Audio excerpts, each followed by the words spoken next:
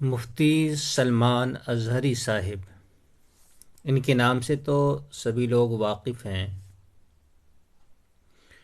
अगर इनकी ज़िंदगी को देखा जाए, इनके सारे बयानात, तकारीर को देखा जाए, जिनको ये लोग प्रवचन कहते हैं हिंदू लोग, तो आपको कहीं भी हिंदुओं का या हिंदू धर्म का हल्का सा भी अपमान नहीं दिखेगा। बल्कि कभी हिंदुओं के बारे में कहते भी नहीं सुने गए हैं। हाँ, वो बराबर ऐसे हिंदुओं के बारे में खुलकर बोलते हैं और बराबरी का जवाब भी देते हैं। वो भी इस तरह से कि सामने वाले के धर्म का अपमान ना हो। वो लोग जो मुसलमानों को, इस्लाम को, कुरान को, इस्लामी तालीमात को, इस्लाम की मुअज़्ज़ज़ मुहतरम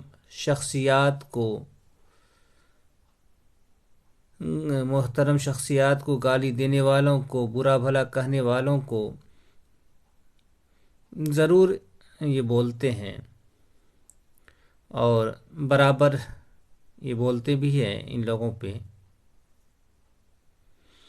तो कोई आदमी मुसलमानों को हर तरह से अपमानित करे, जलील करे, मुसलमानों की तौहीन करे, मुसलमानों की मुअज़्ज़ज़ मोहतरम शख्सियात की तौहीन करे, इस्लामी तालीमात की और पवित्र पुस्तकों की तौहीन करे, और कोई ऐसे शख्स को बोले भी नहीं, तो फिर तो ये तो नाइंसाफ़ी की बात होगी। बड़े बड़े नाम है। परमहंस जानते ही हैं, इनकी एक छोटी सी वीडियो होगी मेरे चैनल पे, शॉर्ट वीडियो है। इस शॉर्ट वीडियो में जिसमें ये कह रहा है परमहंस कि मुझे एक दिन के लिए देश का पीएम बना दिया जाए, मैं इस मुल्क को दुनिया का सबसे अमीर मुल्क बना दूंगा, और वो इस तरह के देश के सारे मुसलमानों का दिल गुर्दा निकाल कर बेच दूंगा, और इससे काफ़ी पैसे आएंगे और देश, मुल्क सबसे अमीर बन जाएगा। आप सुदर्शन चैनल वालों को देखें, अति नरसिम्हानंद को देखें, और इन जैसे लाखों लोग हैं, और इन जैसे लोगों को लाखों लोग सपोर्ट करने वाले हैं और इनके रास्ते पर चलने वाले लोग हैं। तो जो इस तरह के लोग हैं, तो आप ऐसे लोगों को क्या कहेंगे? तो मुफ्ती साहब का ऐसे लोगों को कुत्ता कहना बुरा कैसे हो सकता है?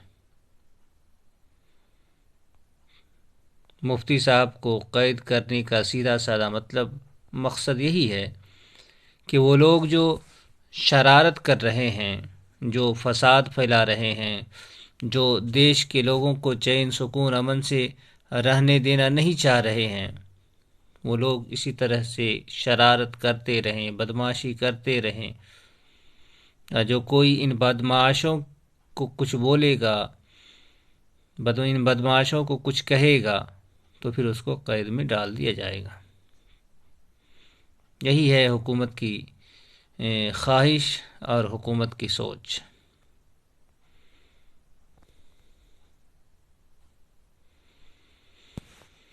असल में ब्राह्मण ये चाहता है, और ये बात ब्राह्मणों के धर्म का हिस्सा है, कि कोई भी उसके सामने बोलने वाला ना हो। कोई धार्मिक पुस्तकों में, कई धार्मिक पुस्तकों में तो खुद हिंदुओं के बारे में यहाँ तक लिखा है कि ये लोग किसी भी चीज़ में, बोलने में, चलने में ब्राह्मणों की बराबरी करे तो उसे सज़ा दी जाएगी। और ये बात हिंदुओं की कुल आबादी के मुकाबले में 90%, 80 से 90% लोगों के लिए है, जिन्हें शूद्र, दलित, महादलित, हरिजन वगैरह कहा जाता है। तो ये लोग सिर्फ मुसलमानों के दुश्मन नहीं हैं, बल्कि इनके असल दुश्मन तो यही लोग हैं, यही 90% लोग हैं जो हिंदू हैं। बस ये है कि रुकावट मुसलमान है, तो ये लोग समझते हैं कि पहले मुसलमान को हटा दिया जाए तो फिर रास्ता साफ हो जाएगा। अब देखें, ये जो आपके सामने पुस्तक खुली हुई है, यह है मनुस्मृति। देख लें, मनुस्मृति, पंडित रामेश्वर भट्ट इसका अनुवाद किया हुआ है। और ये मनुस्मृति का अध्याय 11 है और मंत्र 131 आप देख सकते हैं। मैं उर्दू में भी दिखा दूंगा।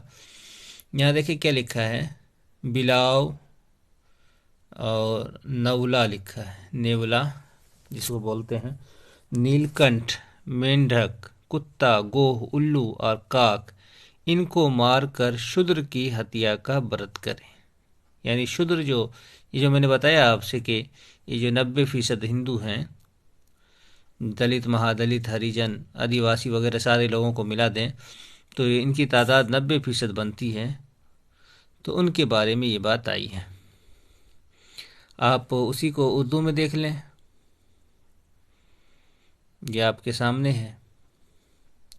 वही मनुस्मृति अध्याय 11 और मंत्र 131 है। बिल्ली, नेवला, नीलकंठ, मेंढक, कुत्ता, गोह, उल्लू को, इनमें से किसी एक को कत्ल करके शूद्र हत्या का प्रायश्चित करें, यानी उनकी हत्या शूद्र की हत्या के बराबर समझें। अब देखें, यानी इन सब चीज़ों की हत्या करना और ये इतनी बड़ी तादाद जो हिंदुओं की हैं उनकी हत्या करना बराबर है। और ये सिर्फ इसी जगह पे नहीं लिखी, महाभारत के अंदर भी इस तरह की बातें लिखी हुई हैं। और इसके साथ साथ आपको और भी कई पुस्तकों के अंदर, अग्नि पुराण के अंदर है, और भी आपको कहें तो आपस्तंभ स्मृति, आपस्तंभ धर्मध्वज सूत्रा, इसी तरह से आपको कहें कि बौधानिया धर्म सूत्रा, और भी कई धार्मिक पुस्तकों के अंदर ये बातें हैं। तो आप समझ सकते हैं कि जो लोग अपने लोगों के बारे में इस तरह की बात करते हैं और इस तरह का ख्याल इस तरह का जहन बनाए हुए हैं, तो फिर वो लोग मुसलमानों के बारे में क्या कुछ कह सकते हैं। तो ये मैं पुस्तक दिखा रहा था कि ये तर्जमा जो है कृपाराम शर्मा उनकी लिखी हुई है। उनका क्या हुआ नहीं, ये हिंदुओं का है। ये एक और मेरे पास होगी, वो कहीं पे है, तो वो लगता है उसकी है, आर्य समाजी की, या ये हो। तो खैर, तो आप देख सकते हैं, समझ सकते हैं। देखिए, ये अगर किताब आप देखेंगे तो आपको इस तरह की बातें जो हैं बहुत सी जगहों पे मिलेंगी कि खुद हिंदुओं के बारे में किस किस तरह की बातें जो हैं धार्मिक पुस्तकों में।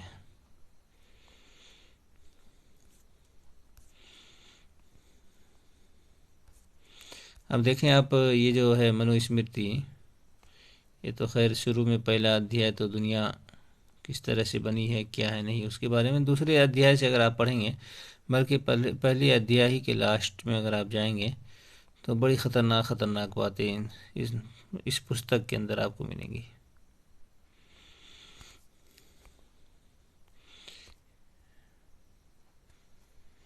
देखिए यहाँ से, यानी सतयुग में सिर्फ इबादत, त्रेता में मारिफत, द्वापर में यज्ञ और कलयुग में दान मुकद्दम रखा गया। यानी ये जो युग चल रहा है इसको कलयुग कहा जाता है। इसमें दान देना होगा तो ज़्यादा मतलब सवाब है, यानी कि ब्राह्मण को जितना देंगे। देखिए यहाँ क्या, तमाम दुनिया की, ये 87 है पहले ही अध्याय का। इस तमाम दुनिया के कारोबार के चलाने के वास्ते ब्राह्मण, क्षत्रिय, वैश्य, शूद्र चारों वर्ण मिस्र जिस्म के 4 हिस्सों, मुख, बाहु, जांग और पाँव के बनाए, और चारों वर्णों के कर्म अलग अलग मुकर्रर हैं। वेद पढ़ना, वेद पढ़ाना, यज्ञ करना, यज्ञ कराना, दान देना, दान लेना, ये 6 कर्म ब्राह्मण के लिए बनाए हैं। रियाया की इबादत करना, दान देना, यज्ञ करना, वेद पढ़ना, दुनिया की नेमतों में दिल न लगाना, ये 5 कर्म क्षत्रिय के लिए मुकर्रर किए हैं। 90 में देखिए 4 पायों की हिफाजत करना, दान देना, यज्ञ करना, वेद पढ़ना, तिजारत करना, सूद ब्याज देना, खेती करना, ये 7 कर्म वैश्यों के लिए मुकर्रर किए हैं। शूद्र के लिए एक ही कर्म प्रभु ने ठहराया है, यानी सिद्क दिल से इन तीनों वर्णों की खिदमत करना। यह एक ही कर्म, एक ही काम है शूद्र के लिए। यहाँ कर्म धर्म के माने में है। अगर आप इसको यहाँ देखें, इस पुस्तक के अंदर आप अगर देख लें तो आपको यही चीज़ नज़र आएगी। पहले अध्याय का वो 91 मंत्र था। ये पुस्तक थोड़ा सा देर से खुलती है तो इस कारण से पता भी नहीं चलेगा कि अभी अब कहाँ है।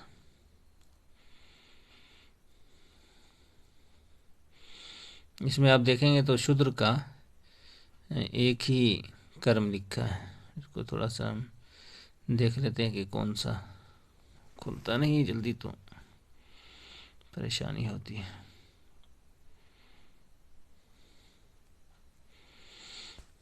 अब देखें, ये तो वो तो शूद्र की बात है। यहाँ देखें, ये अध्याय 2 है, मैं बाद में दिखा दूंगा। ये देखिए अभी आपके सामने खुला है, तो इसी को आप देखें क्या है।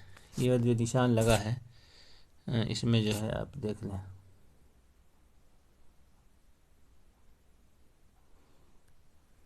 इसको आप देख लें, इस निशान को।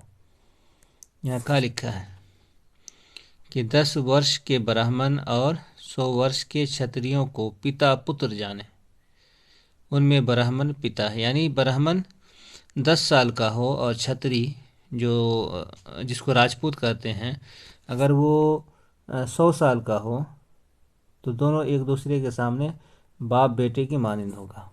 और वो इस तरह के बेटा जो है वो 100 साल का क्षत्रिय होगा को माना जाएगा, और